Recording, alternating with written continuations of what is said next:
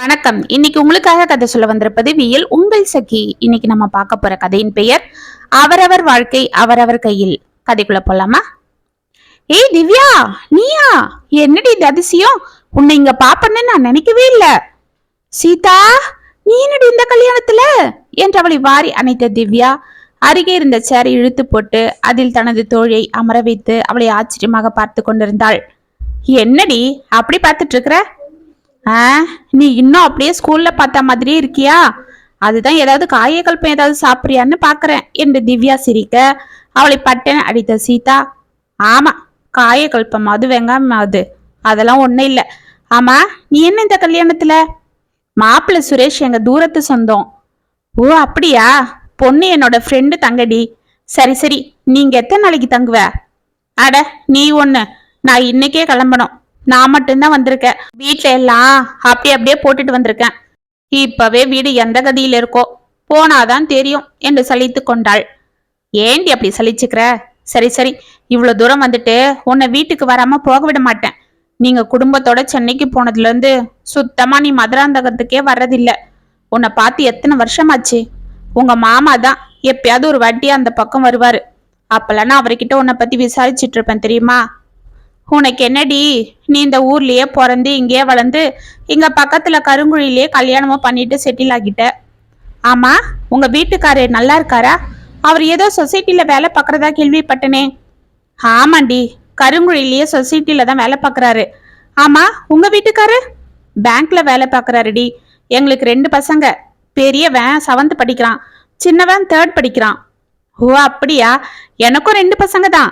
பெரியவ பொண்ணு 5th படிக்கிறா, சின்னவன் 2nd ஸ்டாண்டர்ட் படிக்கிறான். நாம படிச்ச அதே ஸ்கூல்ல தாண்டி அவங்களும் படிக்கிறாங்க. அப்படியா? வெரி குட், நல்ல ஸ்கூல் தாண்டி அது. அப்ப இருந்த டீச்சர்ஸ் யாராவது இருக்காங்களா என்று ஆரம்பித்த 2 தோழிகள் மதுராந்தகத்தில் தாங்கள் சிறுவயதில் செய்த அட்டகாசங்கள் குறும்புகள் அனைத்தும் பேசி முடிக்க 2 மணி நேரத்திற்கு மேல் ஆகிவிட்டது. பிறகு சீதா திவ்யாவை ஒரே பிடியாக 2 நாட்கள் அங்கு தங்கத்தான் வேண்டும் என்று வலுக்கட்டாயமாக தனது வீட்டுக்கு அழைத்து சென்றாள். வீடு ரொம்ப அழகா இருக்குடி என்று சுற்றி பார்த்து கொண்டே உள்ளே நுழைந்த திவ்யாவை ஹாலில் ஈசி சேரில் அமர்ந்து கொண்டு டிவி பார்த்து கொண்டிருந்த சீதாவின் மாமியார் வள்ளி உற்று பார்த்தாள். அத்தை, இவதான் என்னோட ஃப்ரெண்டு திவ்யா. சின்ன வயசுல இவளும் மதுராந்தகத்துல தான் இருந்தா.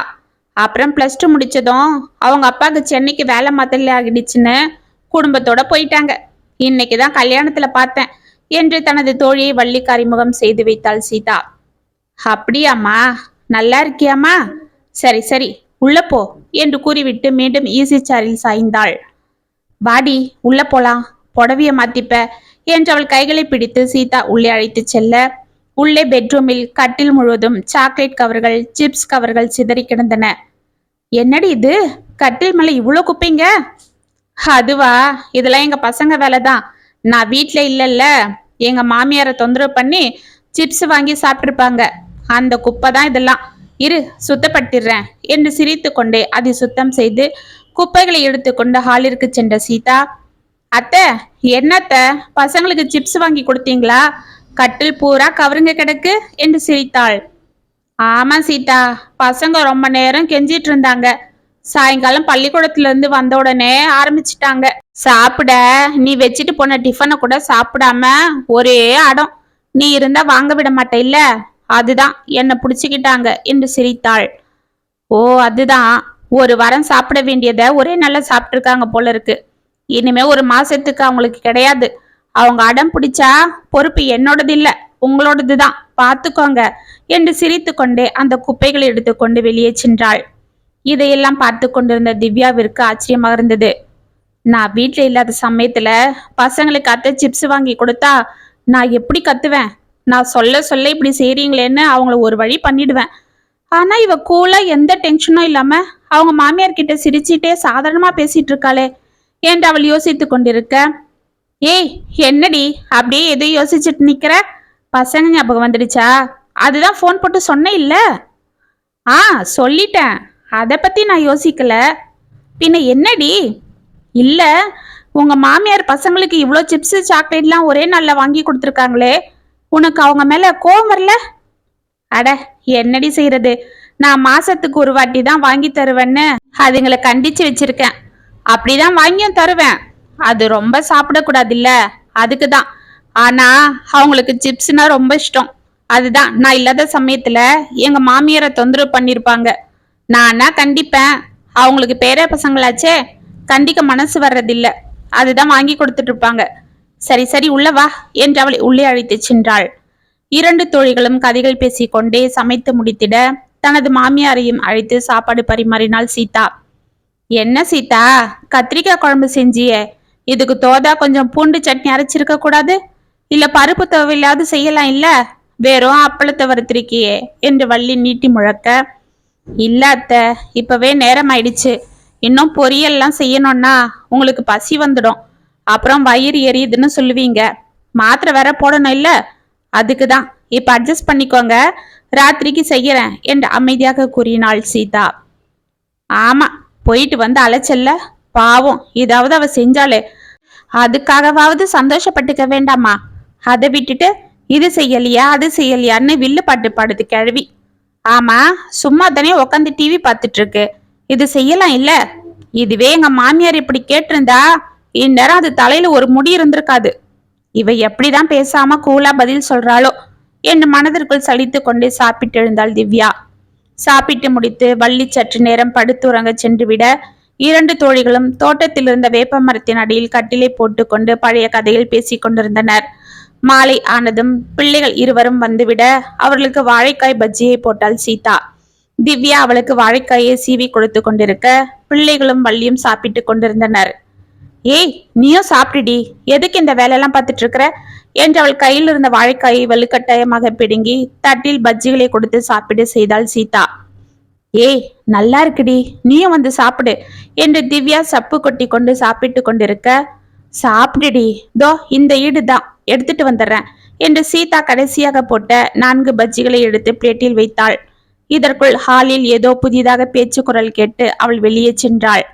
சீதாவின் நாத்தனாரும் அவளது கணவர் குமாரும் வந்திருக்க அவர்களை உள்ளே அழைத்து தனது தோழிக்கு அறிமுகம் செய்தாள்.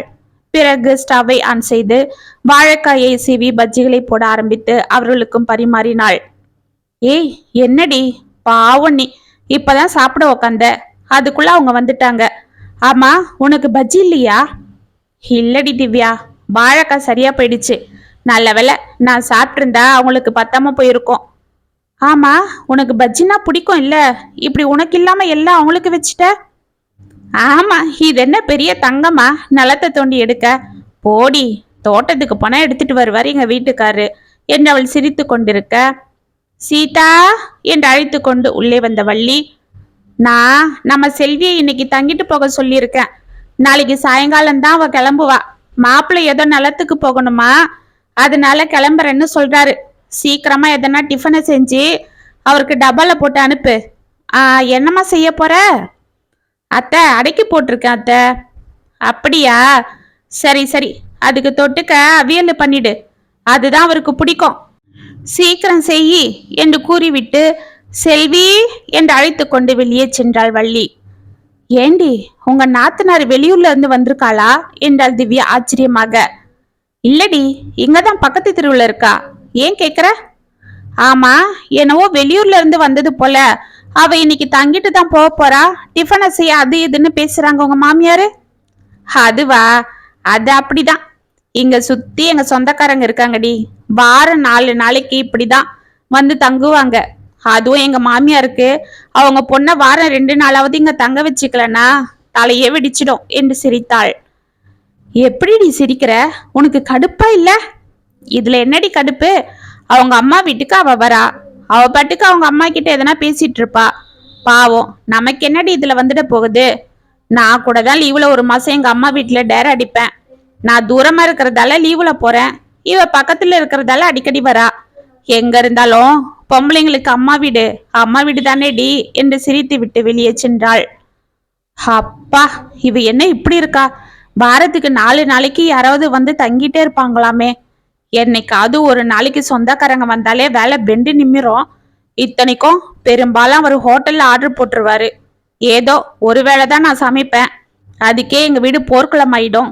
அவங்க போனதும் நானும் அவரும் சண்டை தான் போட்டுட்டு இருப்போம்.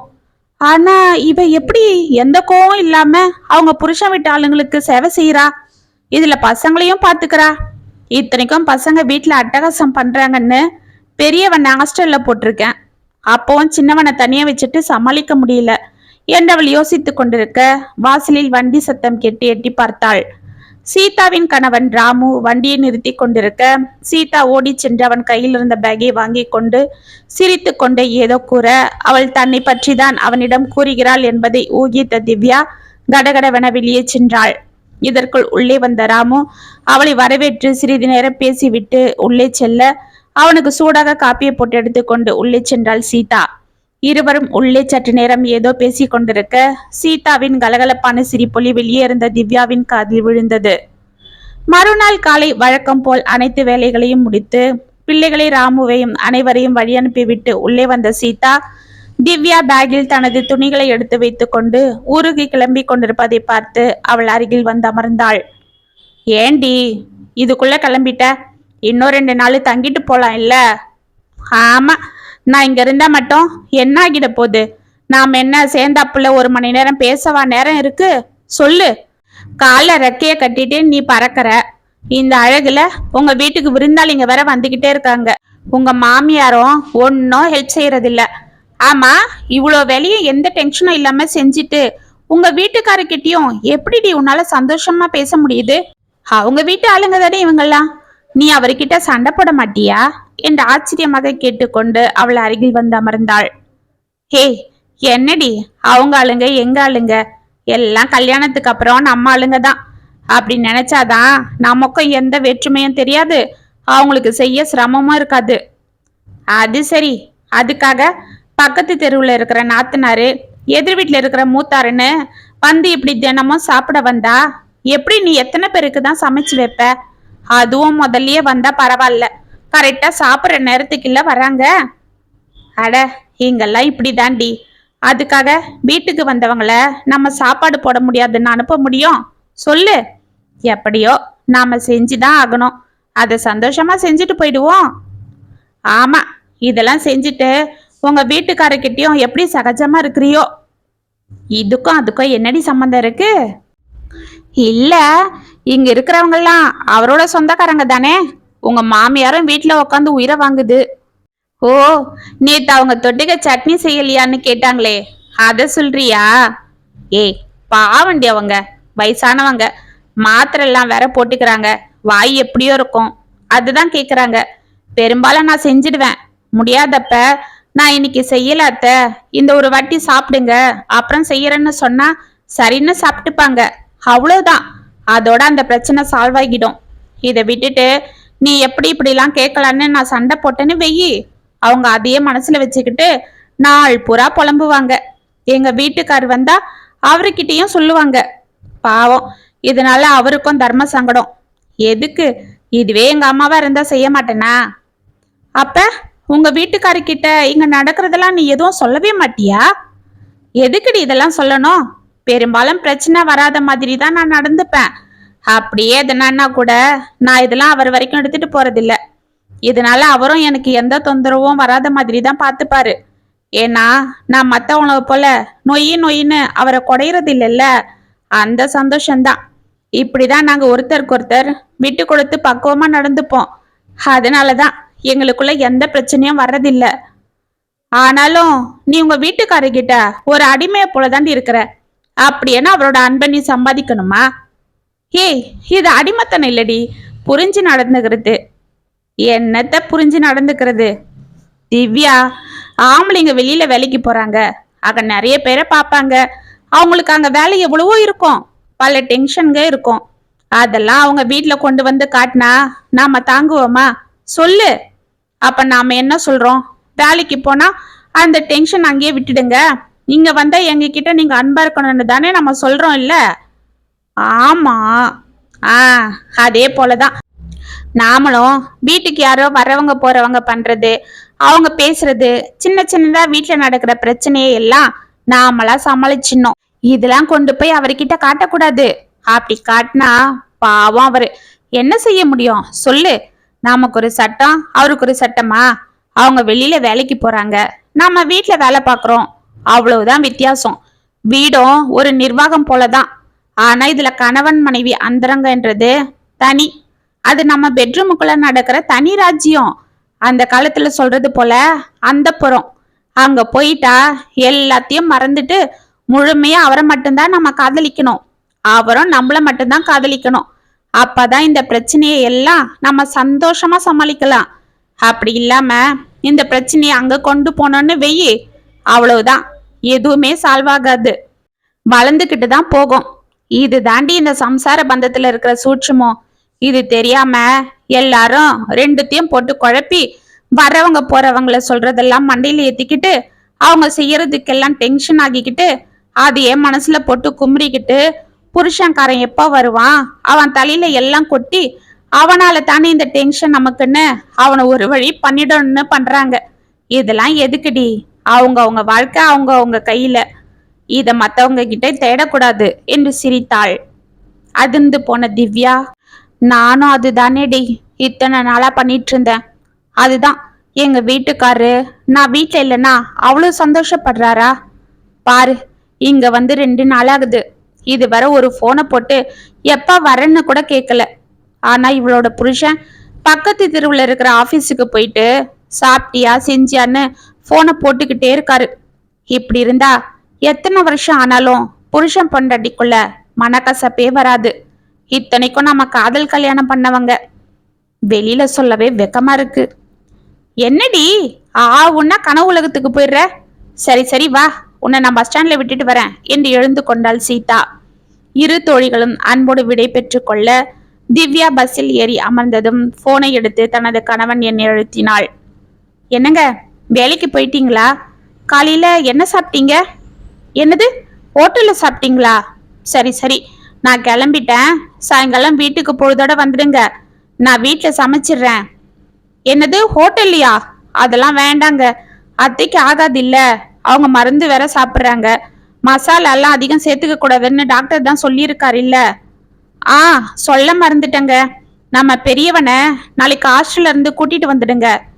ஆமாங்க, நீங்க அப்பவே சொன்னீங்க, நான் தான் கேட்கல. இனிமே புள்ள நம்ம கூடவே இருந்துட்டோம். நானே பாத்துக்கிறேன். என்னங்க என்னங்க நீங்க இதுக்கு போய்? ஆமா, நான் மாறிட்டேன் தான். என்ன இப்ப என்று செல்லமாக சினுங்கினாள்.